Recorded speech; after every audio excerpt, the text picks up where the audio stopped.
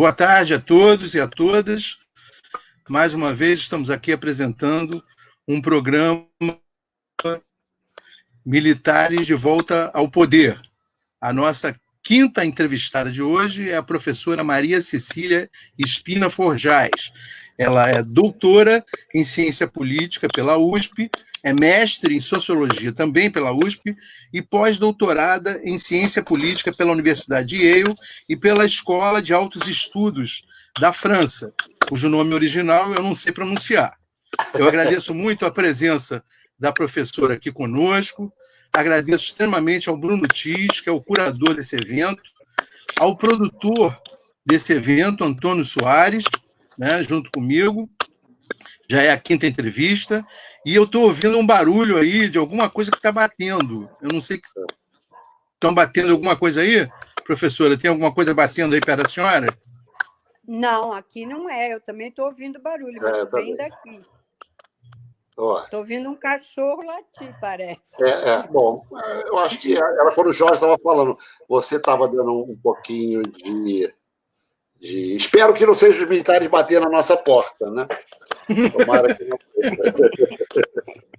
Bom, eu posso dar as boas-vindas para a professora, é um privilégio a gente ter uma pessoa tão gabaritada como a senhora hoje com a gente, nessa nossa, como o Jorge falou, nessa nossa quinta live, né, sobre esse seminário. É curioso, quer dizer, esse seminário parte da premissa, quer dizer, claro, olhando a conjuntura, a gente vê ali, né, a gente olha para Brasília e vê aquilo coalhado de militares, da noite para o dia. Mas, mais do que isso, quer dizer, a gente tem muito pouca informação, nós somos jornalistas, quer dizer, se discutiu muito pouco o papel, a presença e a vida do militar, quer dizer, no Brasil, né? Quer dizer, historicamente, eu tenho a impressão que se estudou mais no passado, né? Então, a gente se surpreende, quer dizer, o que a gente, quer dizer, o senso comum nos dizia que os militares voltaram envergonhados para a caserna depois, no final da ditadura militar, com a inflação um país totalmente sem controle, com a inflação, enfim, sem liberdade e com a economia em pandarecos. Quer dizer, enfim, claro, modernizaram, fizeram algumas coisas, fizeram grandes obras e tal. Mas, enfim, voltaram e a gente imaginava que essa era uma geração nova, que foi convocada pela ONU, que deu quadros para o mundo importantes, e, de repente, a gente vê militares generais assim, associados a um governo que corrói a educação, quer dizer, coloca um sujeito semi-letrado para comandar a educação do país, coloca uma mulher machista para comandar direitos humanos, um sujeito que é devastador, que defende a devastação para cuidar do meio ambiente. A gente teria outros exemplos aqui, né? Quer dizer, e não coloca ninguém para cuidar da saúde no auge de uma pandemia. Tem o general Pazuello, com todo respeito, quer dizer, dentro do currículo dele, olhando o currículo dele, o grande feito recente foi ajudar a segurança das Olimpíadas, que não tem nada a ver com pandemia de coronavírus. Então, quer dizer, esse susto, essa surpresa nossa, se deve a quê, professora? A gente conhece pouco os militares, se estuda pouco? Boa tarde. Boa tarde, quero agradecer muito a oportunidade de estar aqui com vocês e tentando trazer alguma luz para a história militar e para a nossa atualidade política. Muito obrigada. Bom, respondendo à sua pergunta, realmente a historiografia, a ciência política brasileiras nunca primaram pelo estudo do engajamento político dos militares, o que é uma coisa bastante estranha, porque, dada a relevância política dos militares no Brasil, seria de se esperar que eles fossem muito estudados, mas isso não acontece. Durante a ditadura militar, eu até consigo entender, porque era um tema perigoso. Os pesquisadores tinham medo de estudar esse assunto. Um pouco, eu estudei militares, porém numa perspectiva histórica. E aí eu estava, digamos, protegida dos riscos, porque eu estava estudando o passado. Então, eu acho que a repressão da ditadura é uma das explicações, porque o tema é um tema subanalisado pela ciência política brasileira. Perfeito. Quer dizer, agora, olhando, pois não, numa perspectiva histórica, assim, a senhora conhece muito o período do tenentismo, quer dizer, eles conviveram bem, assim, ao longo da história, pelo menos no passado, no período em torno do Estado Novo, um pouco antes, eles conviveram bem com democracia? Não, nunca houve uma convivência muito tranquila. O tenentismo tem características bastante autoritárias. Mas o que eu acho importante já lembrar é que o tenentismo, que começa nos anos 20, ele foi mudando e ele pegou várias gerações de militares. A origem do golpe de 64, a chamada Revolução de 64, ou golpe, é uma corrente do tenentismo que persistiu dentro das Forças Armadas. Há uma longa evolução e Castelo Branco, Cordeiro de Farias, Juarez Távora, são de uma ala udenista, que eu chamo, do tenentismo, mas cujas origens estão no movimento tenentista dos anos 20. Então, há uma longa trajetória de divisões do tenentismo.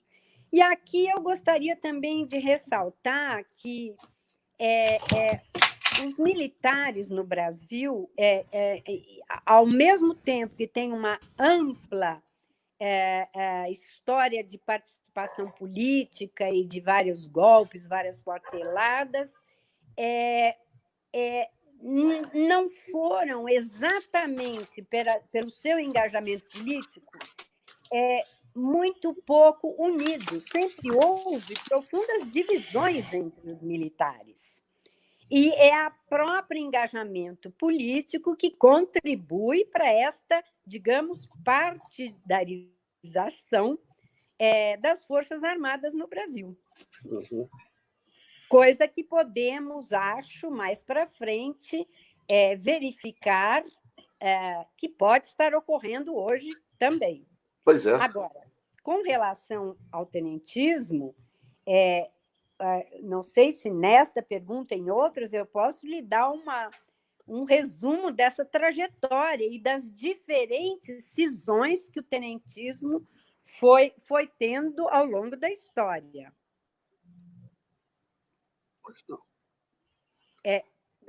Seria interessante. Professora?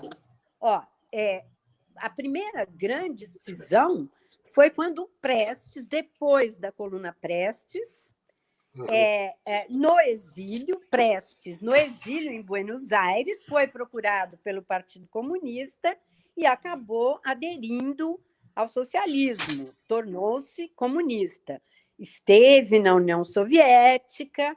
Então, isso foi a primeira grande cisão do tenentismo. Ele era o grande líder do movimento tenentista, mas virou comunista. Uma parte dos tenentes seguiram o Prestes, mas eu diria que foi a minoria. Mas isso foi uma primeira grande cisão. Então, o tenentismo acabou desembocando, por incrível que pareça, no Partido Comunista Brasileiro. Prestes foi o grande líder tenentista e o grande líder do Partido Comunista Brasileiro. Vocês vejam que isso é uma das famosas jabuticabas, entre aspas, do Brasil. Um líder é o único partido comunista que eu conheço em toda a história que foi liderado por um militar. Tá certo? Isso é uma grande jabuticaba. Bom, esse teria sido uma primeira grande cisão do tenentismo. O tenentismo de esquerda, que segue o Prestes e fica comunista. A grande maioria permanece nos anos 20, há uma cisão entre os... eles eram os revolucionários, apoiam a Revolução de 30. Nos anos 30,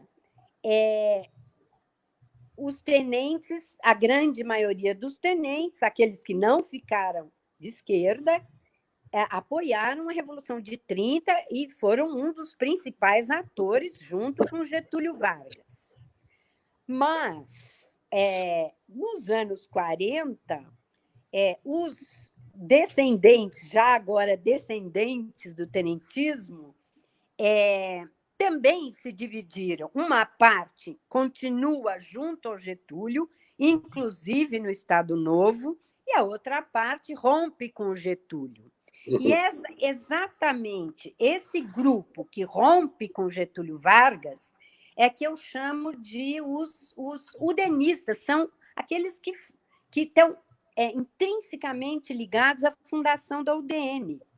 Tanto que o Eduardo Gomes, uma das lideranças tenentistas, foi 2 vezes candidato à presidência da República pela União Democrática Nacional.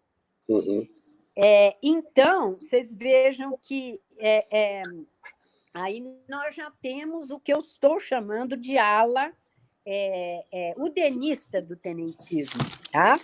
Quando o movimento tenentista em si, ele praticamente acaba em meados dos anos 30, quando há a intentona comunista. Aí são os ex-tenentes, mas que permanecem como lideranças políticas importantes.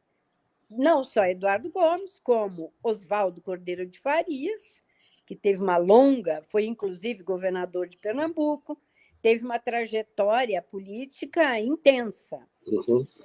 Enfim, é isso. Agora, os vínculos com a democracia são bastante tênues. O tenentismo tem uma linguagem liberal-democrática, mas uma prática política bastante elitista e bastante autoritária. Tanto que fazem o golpe de 64. Né? Não dá para dizer, associar totalmente essa corrente militar a uma real perspectiva democrática.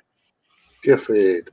Voltando um pouquinho atrás, professor, eu gostaria que a senhora ajudasse a gente a entender por que os tenentes, né, eles conquistaram esse protagonismo. Porque me parece, pelo que eu já li alguma coisa, essa luta deles era principalmente pelo controle do exército, mais do que qualquer outro motivo. A senhora considera isso? Não era o controle do exército. A grande bandeira dos tenentes é contra as oligarquias da Primeira República.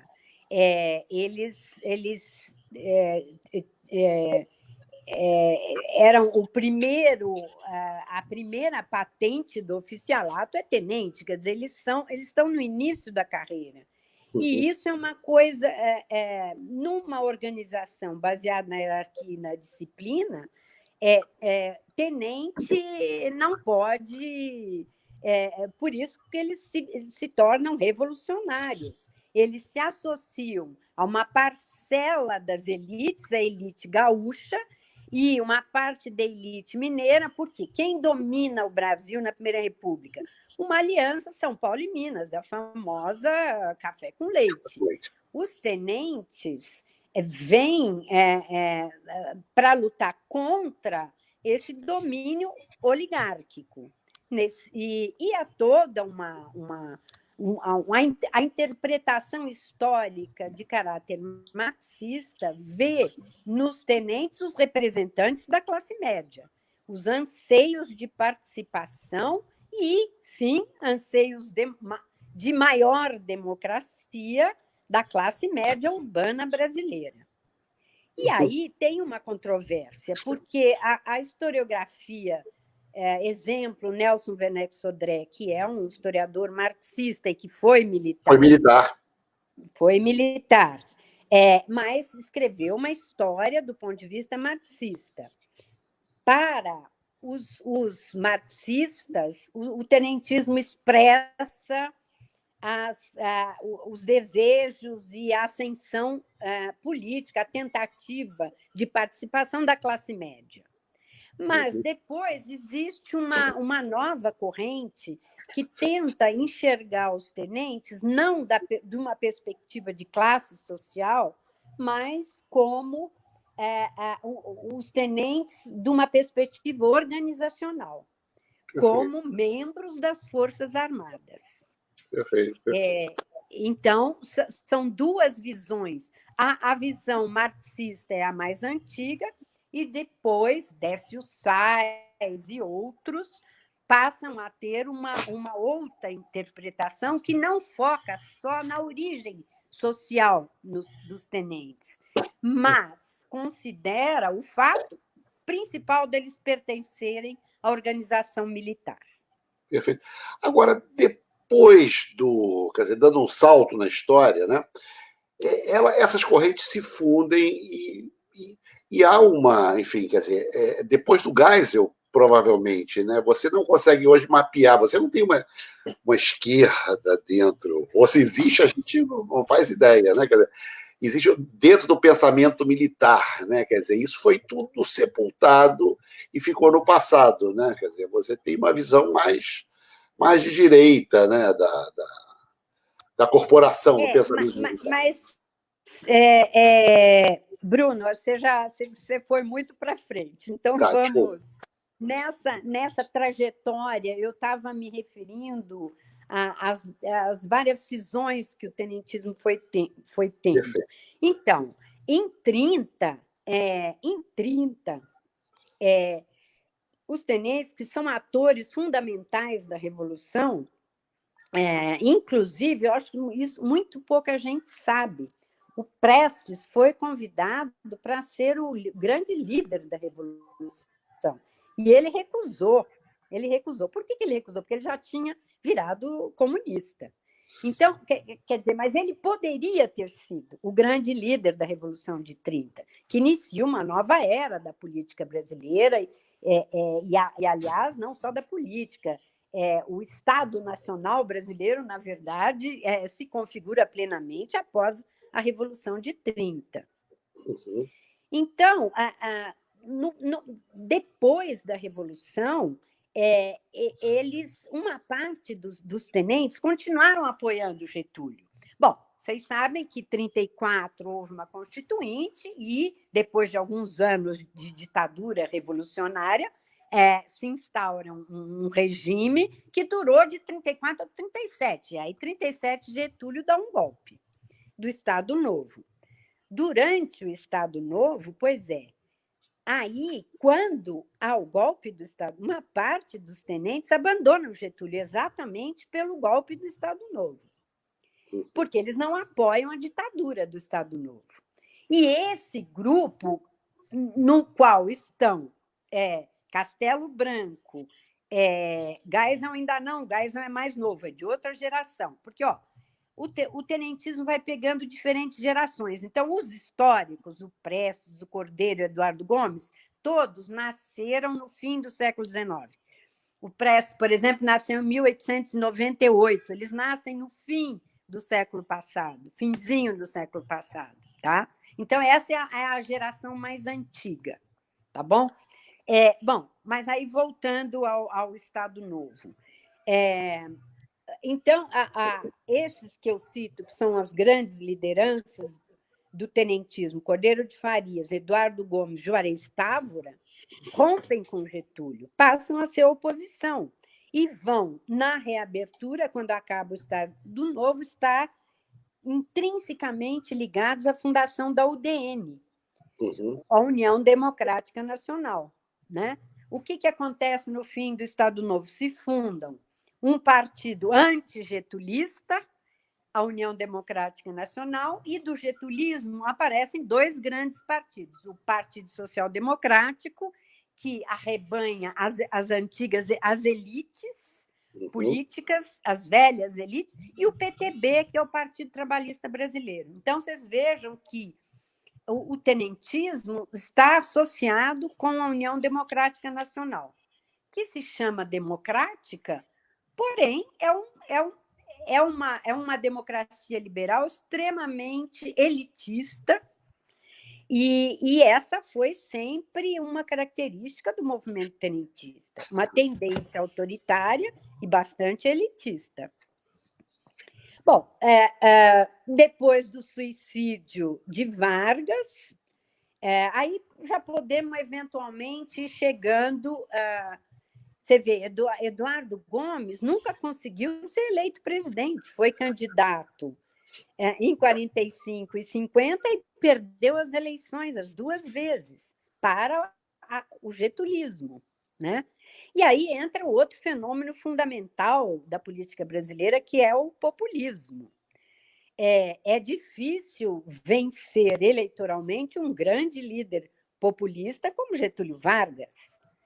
E então vocês veem que o tenentismo chega ao poder quando? Em 64, através de um golpe militar.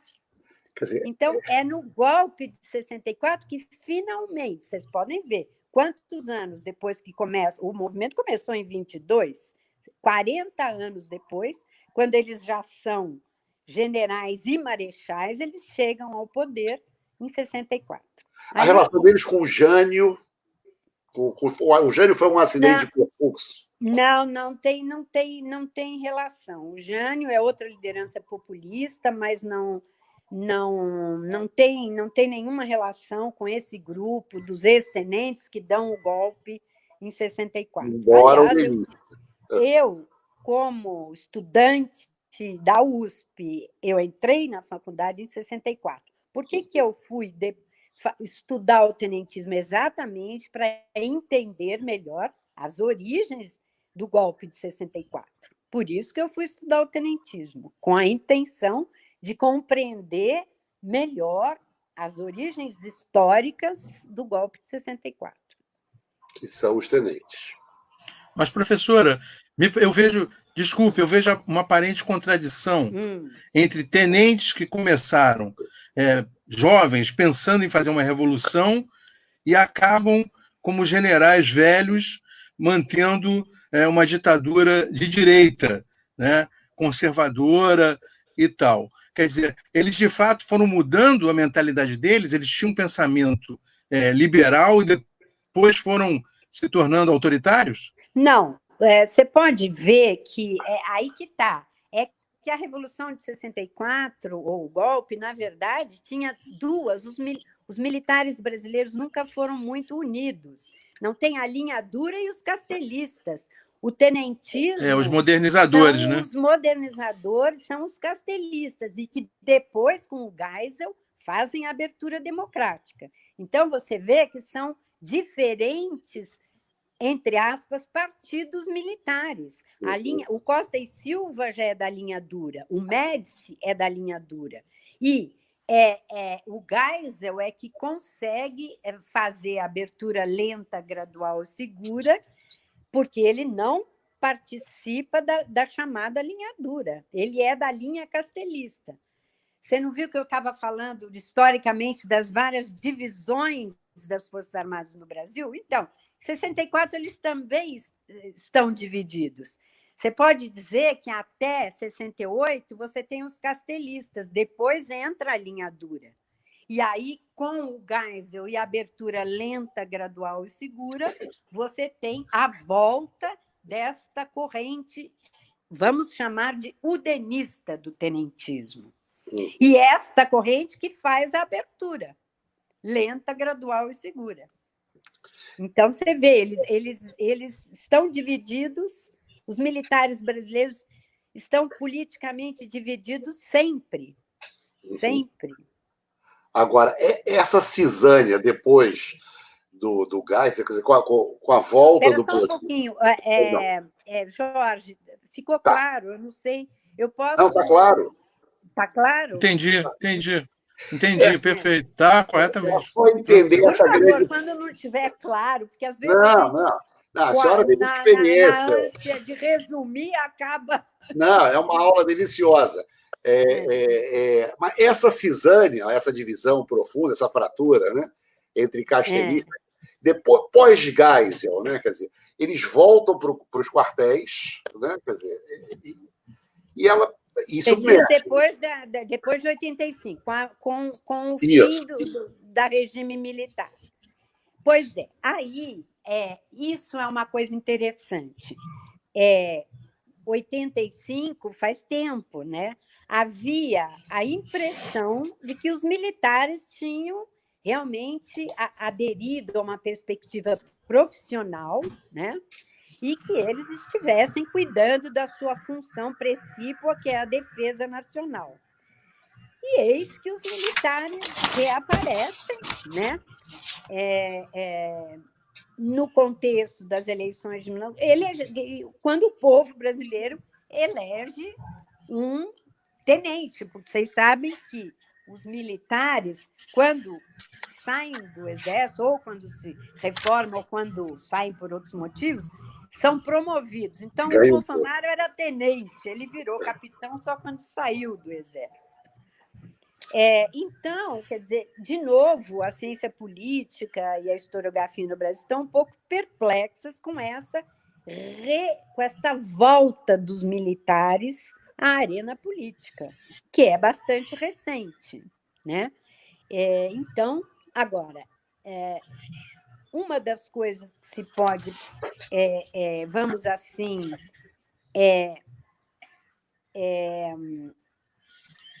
eles historicamente foram muito divididos. Estarão eles agora divididos? Essa é uma questão muito importante para quem se preocupa com a manutenção da democracia no Brasil, porque unidos, será que eles estão totalmente unidos em torno do Bolsonaro? Essa é uma dúvida cruel, né? Eu acho que há várias correntes, né? E que não que não dariam um apoio integral a uma ruptura da democracia conduzida pelo Bolsonaro. Eu acho que isso é uma pergunta que interessa a todos nós e que é uma resposta muito difícil. Uhum. Porque as Forças Armadas são organizações muito opacas, muito fechadas. Nós não sabemos exatamente o que acontece lá dentro, tá certo? Então, a gente fica tentando analisar um documento aqui, uma carta ali, as atitudes do ministro da Guerra, do ministro da Defesa, enfim. Não se pode saber exatamente o que ocorre lá dentro, porque é uma organização fechada e, pela função de defesa nacional, não pode ser muito aberta, nem muito explícita. Uhum, uhum. Agora, olhando assim, não sei nem se a gente pode fazer essa leitura, mas o Bolsonaro seria o neo, enfim, pelo perfil, ele estaria nessa do Costa e Silva, né? Nessa linha neocostista. Não, mas, eu acho que não, a ideologia de segurança nacional, tá certo? Que foi aqui a linha dura, são militares que foram treinados já no passado. As influências doutrinárias foram alemãs, francesas. Quando os tenentes históricos estudaram, as influências eram a missão militar francesa, que esteve no Brasil nos anos de 1918. Depois, passa a haver uma influência americana. Então, a partir de um certo momento, você tem... No pós-guerra, né? E a Guerra Fria, a teoria do inimigo interno, o comunismo como inimigo interno. Então, essa geração, já antes do Bolsonaro, foi treinada nessa teoria do inimigo interno, que é a que acaba criando a linha dura, né? Agora, a impressão que se tinha é que as Forças Armadas teriam assumido uma perspectiva profissionalizante, exatamente, não cabe aos militares participar da política diretamente. A sua função é a defesa nacional e, nessa medida, eles não podem... Eles são uma instituição permanente e uma instituição de Estado que não pode se confundir com governos. São uma instituição profissional, né? Então, esse profissionalismo militar, que nós acreditávamos estivesse vigorando com toda a força, agora, recentemente, a gente vê que não é exatamente isso, que eles continuam ativos e com essa velha tradição de engajamento na política. Então, o Bolsonaro, sim, sem dúvida, embora muito iletrado, todas as... machista, enfim, é tudo. A ideologia bolsonarista é um resumo do que há de extrema-direita hoje no mundo. Quer dizer, é algo que lembra o fascismo, né? Então, tem todas essas características. Agora, eu não diria que ele representa um grupo das Forças Armadas. Não é isso, não é isso. Ele tenta usar a organização Forças Armadas, já que ele é fraco politicamente, como ele não tem sustentação no Congresso Nacional, como ele não formou uma coalizão para governar, ele tenta tornar os militares a âncora do seu governo, que é o que ele diz. Agora, boa análise. Será que as Forças Armadas vão realmente se comprometer com um governo que parece não está dando muito certo? Nós temos uma crise econômica profunda, crises políticas cotidianas e fora a pandemia. Então, não me parece que o governo Bolsonaro está se configurando como um grande sucesso. Será que as Forças Armadas vão comprometer a sua longa batalha por resgatar a imagem das Forças Armadas depois da ditadura? Que elas vão se comprometer com um governo que não promete muito? Eu acho que é difícil imaginar que os militares fizessem isso, que não me parece muito favorável à própria organização militar. Pois é, porque a gente via nos últimos 10 anos, todas as pesquisas, enquetes e sondagens de opinião, os militares voltaram a aparecer muito bem, né? Eles estavam sempre ali como instituição confiável, quer dizer, eles conseguiram, enfim, sem revisão de lei de anistia, com todos aqueles problemas que a gente conhece, eles conseguiram resgatar, fizeram um trabalho lá, um investimento em imagem, né? E essa própria saída dos militares para outros países, para comandar tropas de paz, né? Quer dizer, não de guerra. Isso ajudou bastante. No Haiti, né? Na África também. Exato. Em missões importantes, quer dizer, isso ajudou muito, isso foi muito divulgado, né? Quer dizer, houve um trabalho de publicidade, de marketing positivo, quer dizer, institucional, é um trabalho bem feito, deve ser ressaltado. Mas também existe uma perplexidade, quer dizer, porque o Bolsonaro, o decálogo Bolsonaro que a senhora assim, tangenciou, tocou, né? Machista, autoritário, enfim, misógino, desrespeitoso, misógino, iletrado.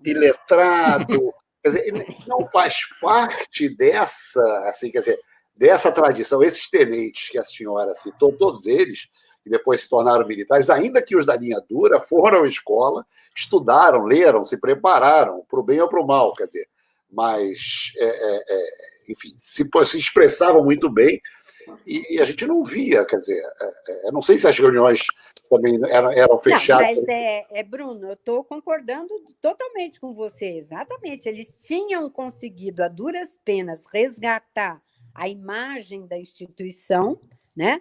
que ficou muito combalida depois da ditadura, e agora é mais um motivo que nos faz refletir. Será que eles vão associar totalmente a imagem que era positiva da organização a um governo como esse?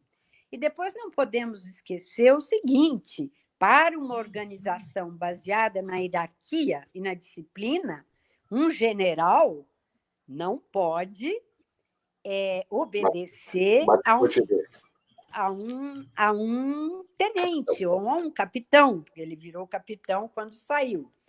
Então, isso é uma esperança de que as Forças Armadas não embarquem totalmente numa aventura de rompimento institucional da democracia outra vez.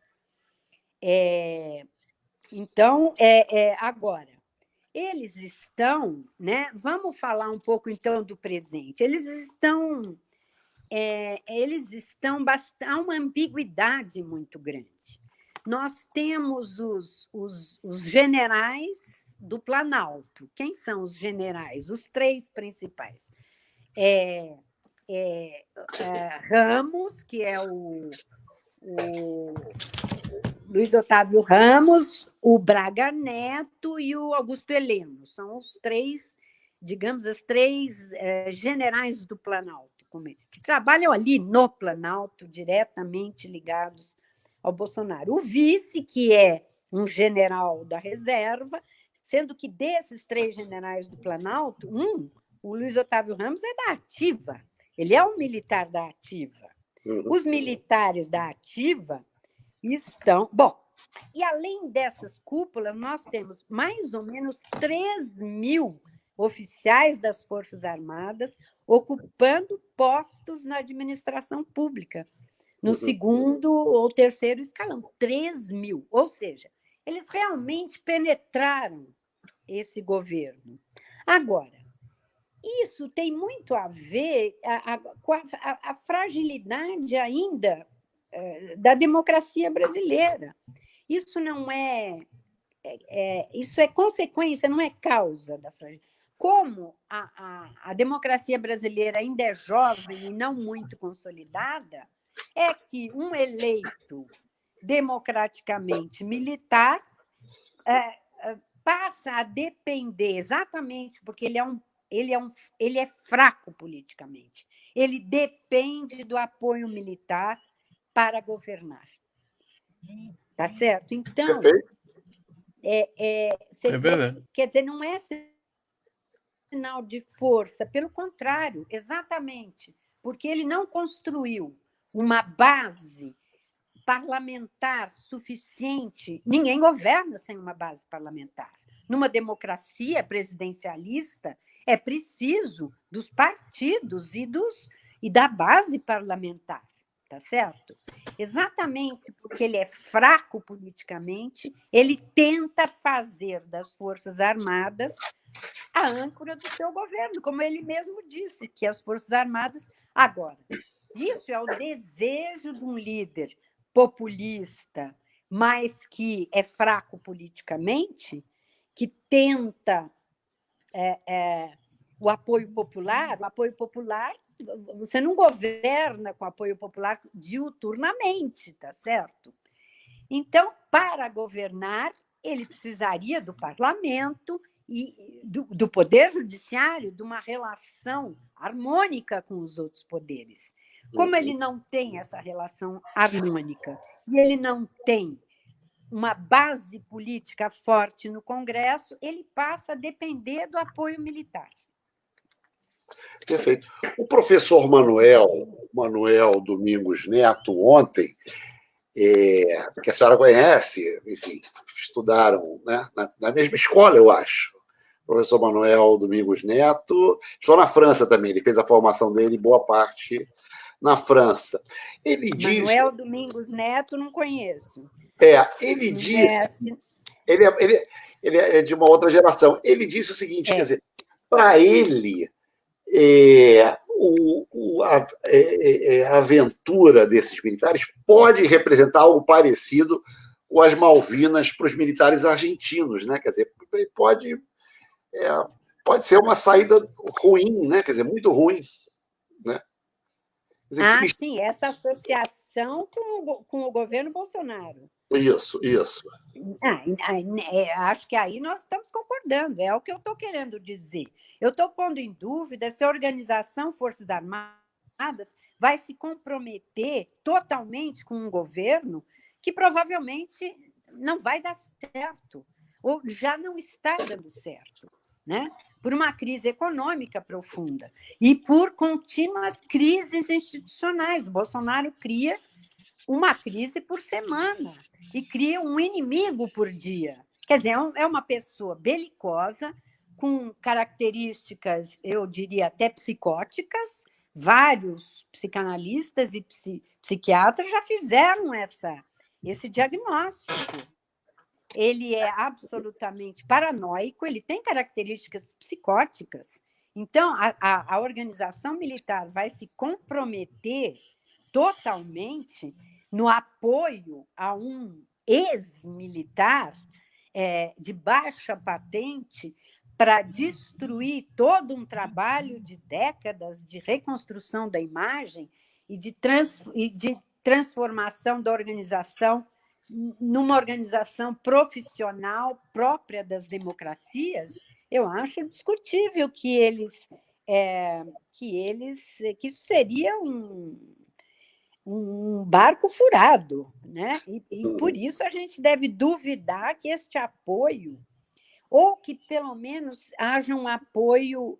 Você vê que há nuances no apoio ao Bolsonaro, né?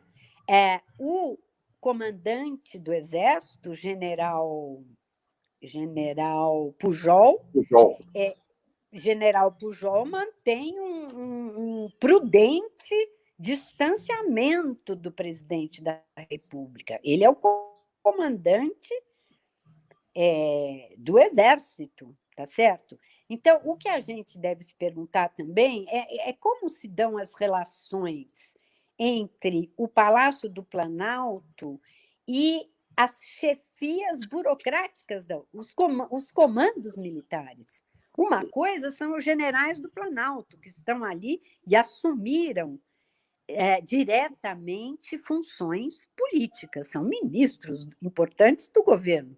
Outra coisa são os comandos da organização militar. Ela é uma organização burocrática e baseada na hierarquia e na disciplina, certo? São coisas diferentes, não é? Agora, de qualquer maneira, a sociedade civil, existe um pensamento militar muito descolado do pensamento da sociedade civil. Quer dizer, ela continua como corporação independente, ela tem o seu próprio, ela se reproduz, as suas escolas são fechadas, e a sociedade não tem muito pouco contato. A gente, quando esses contatos eles se dão no topo da pirâmide de uma maneira conturbada, né? Quer dizer, a base se fala pouco, né? Quer dizer, a gente não conhece o currículo, não se discute isso abertamente, o currículo militar, o pensamento, o que se estuda na formação do militar, né? Fica tudo muito intramuros, né? Então a gente se encontra no pior momento possível, que é lá em cima e já na crise, né? Quer dizer, no embate, né? Sim, você tem razão. É uma organização fechada, não se sabe exatamente quais são os grupos correntes, porque faz parte do ethos militar ser uma organização fechada. Ela não. Agora, tem uma característica da política brasileira que é um Alfred Stepan, que é um pesquisador americano, né? Que é um dos cientistas políticos que mais estudou as Forças Armadas no Brasil. Uhum. E o Stepan, você vê, não é brasileiro, você vê que só confirma como a ciência política brasileira deixou de lado esse tema, né? Estranhamente. Agora, o Stepan, que diz o Stepan? Que existe no Brasil um militarismo civil, aí que está. O Stepan fala muito do militarismo civil. Na verdade, as elites políticas no Brasil têm esse militarismo.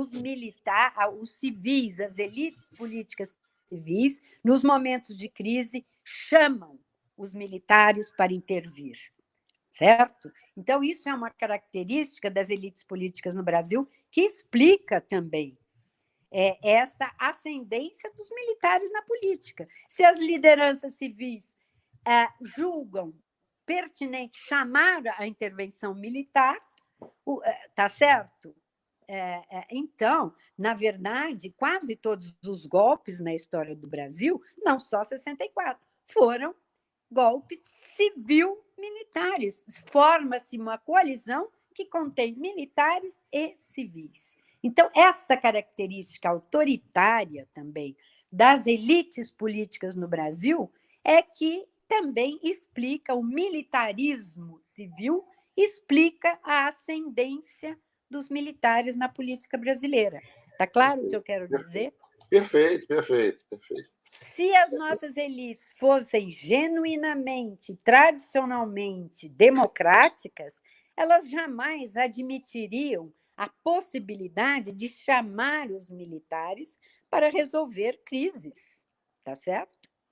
Só que as elites, infelizmente, as elites políticas brasileiras são acometidas do que o Stepan chama de militarismo civil. Perfeito. Agora, professora, tudo que todos os sinais que a gente tem visto são sinais muito impactantes. Quer dizer, a gente não viu uma carta ainda consistente contrária ao contrário, né? Contrária ao autoritarismo. A gente não viu nenhuma demonstração ainda das próprias forças, né? O que a gente viu foi manifestação na porta do quartel militar, pedindo a volta da ditadura, com frases muito ruins, presidentes Alô? assacando contra... Está ouvindo? Assacando contra um outro poder, contra o STF, falando palavrão, dizendo chega. Alguém lembrou aqui muito bem também uma cena, quer dizer, muito simbólica, né, naquela reunião em que o Moro saiu, naquela reunião ministerial, ele falando palavrão, vociferando, não discutindo a agenda que foi proposta, e entre dois militares, né, tinha o vice-presidente e o general Braga Neto do seu lado direito, né? Então, quer dizer, eu acho que alguém lembrou aqui que o único sinal visto, assim, quer dizer, o único ao longo principalmente desses 3, 4 últimos meses, foi o general Pujol não retribuir um cumprimento. Ele estendeu a mão, o general deu o cotovelo.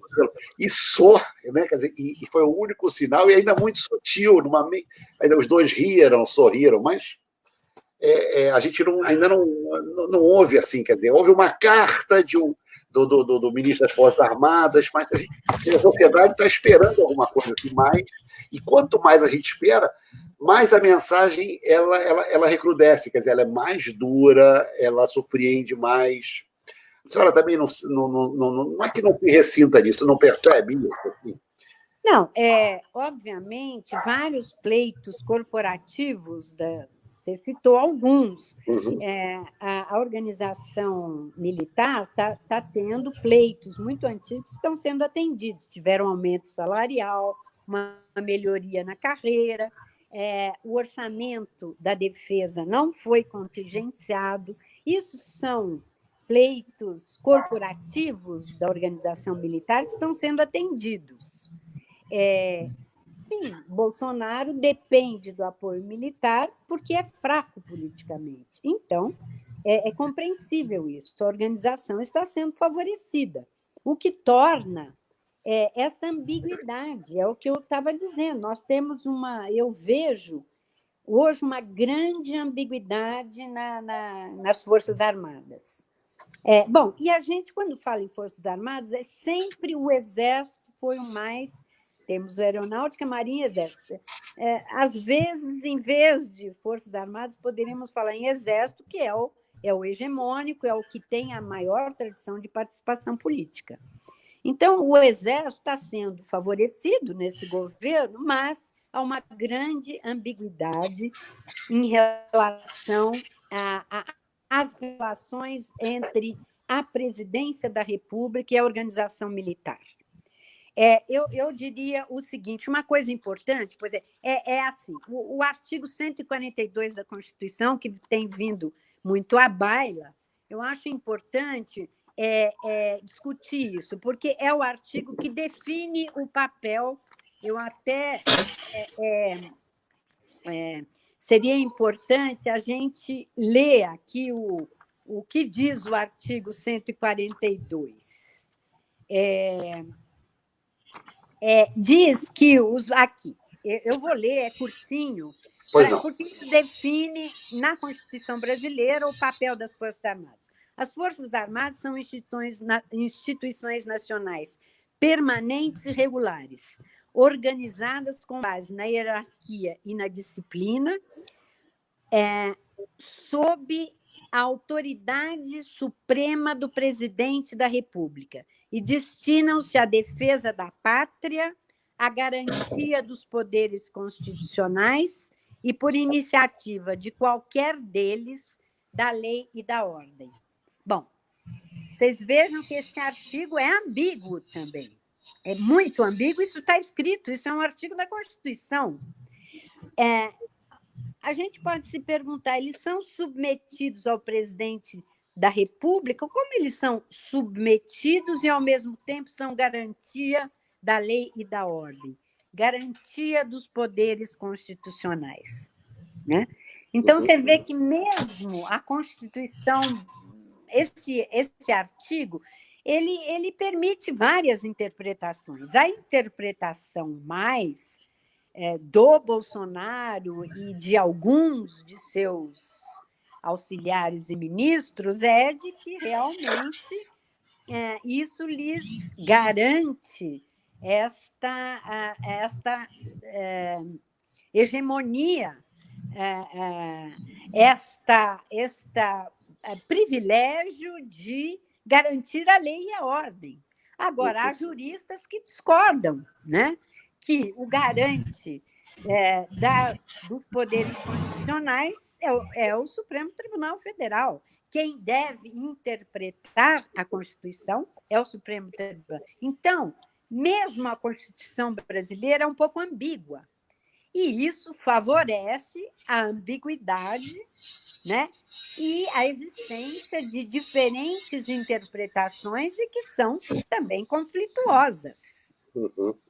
Então, isso não favorece a pacificação e a estabilidade política, mas contribui para a instabilidade. Jorge. Professora, o escritor Frank McCann... Está me ouvindo bem? Minha internet está horrível, que está congelando várias vezes. Eu estou ouvindo. O escritor Frank McCann, que escreveu Os Soldados da Pátria, a História do Exército Brasileiro, diz lá num trecho que os oficiais brasileiros não juravam obediência à Constituição e sim a seus superiores, de modo que os laços pessoais tinham um papel importante na manutenção da disciplina. Por que, de modo geral, né, os militares, ao longo da história, eles não têm tido essa compreensão, digamos assim, mais completa da Constituição? Sempre há, aparentemente, conflitos entre militares e Constituição. Cortou, eu não te ouvi, mas eu ouvi um pedaço da sua pergunta, mas acho que eu consigo captar o teor inteiro dela. Você citou o Lacan. Eu acho que exatamente o engajamento político dos militares é que explica a indisciplina dos militares brasileiros. O Macan é americano, nos Estados Unidos você não tem nenhuma. Aliás, as Forças Armadas são recentes nos Estados Unidos, você não tem nenhuma evidência histórica de participação das Forças Armadas, elas são totalmente submetidas ao poder civil. Então, o Macan, eu acho que não entende pouco dos militares brasileiros. Exatamente o engajamento político é que explica a fragmentação dos militares no Brasil. Né? Eles vão a reboque e estão sempre juntos de facções das elites civis também, atuam conjuntamente, e isso fragmenta, certo? Perfeito, perfeito. Professor, e como é que a gente sai desse imbróglio? Onde a gente está agora? O que a senhora... A pergunta agora é para a mãe, eu sempre faço essa pergunta, para a mãe Maria Cecília de Oxalá, não para cientista social. Pois eu acho que estamos todos aflitíssimos. Como vamos sair desse imbróglio? O imbróglio parece que piora cada vez mais. Eu, Maria Cecília, a mãe Maria Cecília, que tem, de fato, 3 filhas aí, e alguns netinhos, gostaria que a saída fosse o impeachment, uma saída democrática, legal, conduzida pelo parlamento brasileiro, porque o Bolsonaro, a tendência é um agravamento da crise. Quando acaba a pandemia, as oposições provavelmente irão para as ruas também, haverá cada vez... o prestígio do Bolsonaro está caindo, então eu gostaria que nós tivéssemos uma saída legal e comandada pelas instituições,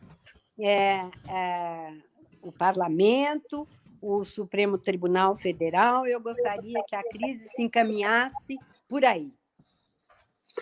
Perfeito. Jorge, você faz os agradecimentos? Já estamos no nosso... Professor, já estamos praticamente encerrando aqui a nossa transmissão e eu devo desculpas à professora, porque realmente a minha internet hoje está horrível. Eu congelei várias vezes aqui, não ouvi algumas partes. O problema aqui é dessa operadora aqui que me vende essa internet, que eu não vou nem falar o nome, entendeu? Para não ficar mais aborrecido. Eu quero agradecer muito à professora Cecília Forjás pela sua participação, pela contribuição ao nosso seminário Militares de Volta à Política. Amanhã nós teremos como entrevistado o professor Francisco Carlos Teixeira, que vai falar sobre os militares e a nova república, vai adiantar um pouco à frente na história. E, mais uma vez, obrigado aos nossos espectadores, ao Bruno Tis, e a todos uma boa tarde e até amanhã. Muito obrigada, agradeço mais uma vez e esperemos que tudo se resolva pelo melhor. Muito obrigado pela aula, pela sua generosidade em compartilhar informações históricas muito importantes. Quer dizer, a gente consegue enxergar melhor o presente, entendendo bem o passado. Isso é evidente. A senhora jogou luz em assuntos que estavam muito para trás, né? Ficaram muito para trás. A gente olha muito o Brasil pós-Revolução de 64 e, na verdade, a gente vê que é bom retroagir a 20, né? Quer dizer, até antes disso, para ter uma perspectiva mais precisa e um olhar, enfim, mais lúcido sobre essa questão tão dramática. Muito obrigado em nome de todos. Só estou reiterando aqui, porque o Jorge falhou um pouco nos agradecimentos. Falhou. E mais uma vez, que é uma honra para todos nós ter a senhora com a gente, ter tido a senhora com a gente. Eu que agradeço. Obrigado, um abraço para a senhora. Um abraço, até logo. Até logo. Tchau, obrigada. Podemos sair, né? Tchau, professora, obrigado. Podemos sair. Sim, sim. Isso.